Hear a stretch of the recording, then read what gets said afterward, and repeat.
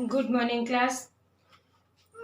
कल हम लोगों ने मानवीय करुणा की दिव्य चमक चैप्टर का पार्ट 1 पढ़ लिया है। आज हम लोग उसके आगे का पार्ट पढ़ेंगे। तो आइए देखते हैं मानवीय करुणा की दिव्य चमक फादर कामिल बुल्के की कहानी इस चैप्टर में चल रही है। और हम लोगों ने कहाँ तक पढ़ा था? जब उन्होंने बेल्जियम से आकर भारत में रहने का डिसीजन लिया था, उसके आगे का वर्णन है। उनकी शर्त मान ली गई। उन्होंने अपना धर्म परिवर्तन किया था, और जब धर्म परिवर्तन करता है कोई व्यक्ति, तो उसकी एक इच्छा पूरी की जाती है। उन्होंने अपनी इच्छा ये रखी थी कि मैं भारत में रहना चाहता हूँ, मैं भारत का निवासी बनना चाहता हूँ। तो उनकी ये इच्छा मान ली गई। लेखक ने उनसे पूछा, आपने भारत ही क्यों चुना? तो उन्होंने उत्तर दिया कि ये मुझे नहीं पता है कि मैंने भारत क्यों चुना, बट मुझे समझ में आया और मैंने कह दिया। उनकी शर्त भी मान ली गई और वह भारत आ गए। पहले जीसेट संघ में 2 साल पादरियों के बीच धर्माचार की पढ़ाई किया उन्होंने। फिर 9-10 वर्ष, देखिए इन्होंने आगे यहाँ पर शिक्षा प्राप्त की भारत में आकर के, उसके विषय में यहाँ वर्णन है। फिर 9-10 वर्ष दार्जिलिंग में पढ़ते रहे। कोलकाता से इन्होंने बीए किया, फिर इलाहाबाद से एमए किया। उन दिनों राजेंद्र धीरेन्द्र वर्मा हिंदी विभाग के अध्यक्ष थे। शोध प्रबंध प्रयाग विश्वविद्यालय के हिंदी विभाग में रहकर 1950 में इन्होंने पूरा किया। रामकथा उत्पत्ति और विकास इन्होंने ये रचना किया। परिमल में उनके अध्याय पढ़े गए थे। भारत ने मातरलिंक के प्रसिद्ध नाटक ब्लू वर्ड का रूपांतर भी किया। नील पंछी के नाम से ब्लू वर्ड नामक एक उपन्यास है, और उस ग्रंथ का इन्होंने हिंदी में रूपांतरण किया, अर्थात वो इंग्लिश में था और उसे हिंदी में इन्होंने रूपांतरित किया। नील पंछी के नाम से ब्लू वर्ड की हिंदी होती है नील पंछी। बाद में वह सेंट जेवियर्स कॉलेज रांची में हिंदी तथा संस्कृत विभाग के विभागाध्यक्ष हुए, और यही उन्होंने अपना प्रसिद्ध अंग्रेजी हिंदी कोश तैयार किया और बाइबिल का अनुवाद भी। और वही बीमार पड़ गए और पटना आ गए, फिर दिल्ली आए, चले गए। 47 में वर्ष देश में रह करके 73 वर्ष की जिंदगी इन्होंने जिया, यानी कि 73 वर्ष की जिंदगी जी करके ये इनका स्वर्गवास हो गया था। फादर बुल्के संकल्प से तो सन्यासी थे। कभी कभी ऐसा लगता था कि वह मानो मन से सन्यासी नहीं थे, जिससे एक बार रिश्ता बनाते थे। बड़ा ही अच्छा व्यक्तित्व था उनका, जिससे एक बार संबंध बना लेते थे, उसे कभी तोड़ते नहीं थे। 10 साल बाद मिलने के बाद भी उसकी गंध महसूस होती थी। वह जब भी दिल्ली आते जरूर मिलते, खोजकर समय निकाल कर गर्मी सर्दी बरसात झेलकर मिलते, चाहे 2 मिनट के लिए ही सही। यह कौन सन्यासी करता है? उनकी चिंता हिंदी को राष्ट्रभाषा बनाने के रूप में देखी गई थी। वो हिंदी को राष्ट्रभाषा बनाने के लिए अत्यधिक चिंतित रहते थे। हमेशा इस पर वो पुरजोर प्रयास करते थे। हर मंच में उनकी तकलीफ बयान करते हुए इसके लिए अकाट्य तर्क देते थे, यानी कि उस पर हमेशा कटाक्ष करते थे। जब अगर कोई कहता था कि ऐसा नहीं है, तो वो उस पर पक्षधर थे हिंदी को राष्ट्रभाषा बनाने के। और उस समय बस इसी एक सवाल पर उन्हें हमने झुंझलाते देखा है, और हिंदी वालों द्वारा ही हिंदी की उपेक्षा पर दुख करते हुए उन्हें पाया है। अगर कोई व्यक्ति हिंदी की उपेक्षा करता था तो उस पर उनको बड़ा दुख होता था, मतलब वो हिंदीवादी बने। बेल्जियम के निवासी, हाँ, और वो यहाँ पर आकर के हिंदीवादी बन गए। घर परिवार के विषय में, निजी दुख तकलीफ के विषय में पूछना उनका स्वभाव था। बड़े से बड़े दुख में उनके मुख से सांत्वना के जादू भरे 2 शब्द सुनना एक ऐसी रोशनी से भर देता था जो किसी गहरी तपस्या से जन्मती है, हर मौत दिखाती है जीवन को नई राह। मुझे अपनी पत्नी और पुत्री की मृत्यु याद आ रही है। फादर के शब्दों में झरती विरल शांति।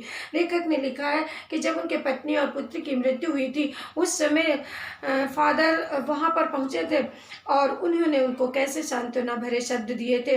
लेखक कहते हैं, मैं आज इनको लेटे हुए देख रहा हूँ तो मुझे अपनी वो घड़ी याद आ रही है। आज वह नहीं है, दिल्ली में बीमार रहे, पता नहीं चला। बाहें खोलकर एक बार उन्होंने गले नहीं लगाया, जब वो देख रहे हैं कि डेड बॉडी पड़ी है तो गले कैसे लगाएंगे। कहते हैं जब देखा तब वे बाहें दोनों हाथों से सूझी, उंगलियों को उलझाए ताबूत में जिस्म पर पड़ी थी। जो शांति बरसती थी वह चेहरे पर स्थिर थी, जो उनके चेहरे पर शांति बरसती थी वो स्थिर हो गई थी। चहल पहल नहीं थी, चेहरे में थिरकन नहीं थी, तरलता जम गई थी। 18 अगस्त 1982 की सुबह 10 बजे का समय था। दिल्ली में काश्मीरी गेट के निकलसन कब्रगाह में उनका ताबूत एक छोटी सी नीली गाड़ी में से उतारा गया। कुछ पादरी, रघुवंश जी का बेटा और उनके परिजन राजेश्वर सिंह उन्हें उतार रहे थे। फिर उसे उठाकर एक लंबी सकरी उदास पेड़ों की घनी छांव वाली सड़क से कब्रगाह के आखिरी छोर तक ले जाया गया, जहां धरती की गोद में सुलाने के लिए कब्र अवाक मुंह खोले लेटी हुई थी। निकलसन कब्रगाह में उनका अंतिम संस्कार किया गया। दिल्ली के काश्मीरी गेट पर स्थित है ये कब्रगाह और वहां पर उनको ले जाया गया और एक नीले रंग की गाड़ी से। ऊपर करील की घनी छां थी, चारों ओर कब्रें, तेज धूप में व्रत जैनेन्द्र कुमार। अब वहां पर उनकी जो कब्र थी वो पहले से खोली जा चुकी थी, जिसमें उन्हें दफन करना था। वहां गया कौन कौन था उनको अंतिम विदाई देने के लिए? जैनेन्द्र कुमार, विजयेंद्र स्नातक, अजीत कुमार, डॉक्टर निर्मला जैन और मसीही समुदाय के लोग, पादरीगण। उनके बीच में गैरिक वसन यानी गेरवे वस्त्र पहने हुए इलाहाबाद के प्रसिद्ध विज्ञान शिक्षक डॉक्टर सत्यप्रकाश और डॉक्टर रघुवंश जी भी अकेले उस सकरी सड़क की ठंडी उदासी में बहुत पहले से खामोश, दुख की कीनी अपरिचित आहटों में डूबे हुए थे। यानी सभी दुखी थे। उन सकरी सिमट आए थे कब्र के चारों तरफ। उन सकरी सड़क की ठंडी उदासी में बहुत पहले से खामोश, दुख की कीनी अपरिचित आटों में दबे हुए थे। सिमट आए थे कब्र के चारों तरफ, सब लोग आ गए थे सिमट करके। और फादर की देह पहले कब्र में लिटाई गई। अंतिम संस्कार हो रहा है, उसका वर्णन लेखक ने किया है। मसीही विधि से अंतिम संस्कार शुरू हो गया। रांची के फादर पास्कल तोयना के द्वारा इनका अंतिम संस्कार किया गया। पास्कल तोयना, ध्यान दीजिए, सब क्वेश्चन बनते हैं आपके बोर्ड में। किसके द्वारा फादर बुल्के का अंतिम संस्कार किया गया? तो ये पास्कल तोयना रांची के रहने वाले थे, जिनके द्वारा फादर का अंतिम संस्कार कराया गया। और उन्होंने हिंदी में मसीही विधि से प्रार्थना की। फिर सेंट जेवियर्स के रेक्टर फादर पास्कल ने उनके जीवन और कर्म पर श्रद्धांजलि अर्पित करते हुए कहा, फादर बुल्के धरती में जा रहे हैं, इस धरती से ऐसे रत्न और पैदा हो। डॉक्टर सत्यप्रकाश ने भी अपनी श्रद्धांजलि में उनके अनुकरणीय जीवन को नमन किया। फिर देह कब्र में उतार दी गई। बॉडी को, देह में शरीर, उनके शरीर को कब्र में उतार दिया गया। मैं नहीं जानता इस सन्यासी ने कभी सोचा था या नहीं कि उनकी मृत्यु पर कोई रोएगा, लेकिन उस क्षण रोने वालों की कमी नहीं थी। नम आँखों को गिनना, स्याही फैलाना है। देखिए, ये एक लाइन लिखी गई है। लेखक ने लिखा, मुझे नहीं पता कि उन्होंने कभी सोचा होगा। भारत में उनका कोई नहीं था, यहाँ अपना कोई रिश्तेदार नहीं, न माता पिता भाई बहन कोई नहीं था। उन्होंने धर्म परिवर्तन कर लिया था, वहाँ से छोड़ करके यहाँ आ गए थे।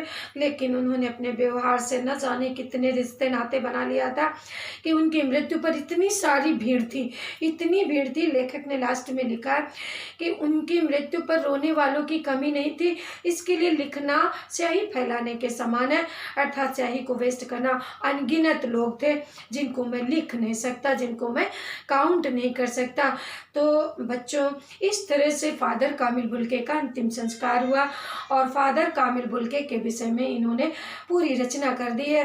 लेखक सर्वेश्वर दयाल सक्सेना जी ने उन्होंने ये बताने का प्रयास किया है कि उनका व्यक्तित्व अच्छा था, जिसकी वजह से वो भारत में आकर के भी अपने बने रहे, सबको अपनत्व भरी भाषा से, अपनत्व भरे व्यवहार से गले लगाते रहे, सबको अपनाते रहे। तो अगर यदि अपनत्व नहीं है तो अपने होकर के भी हम सबके लिए पराये हैं।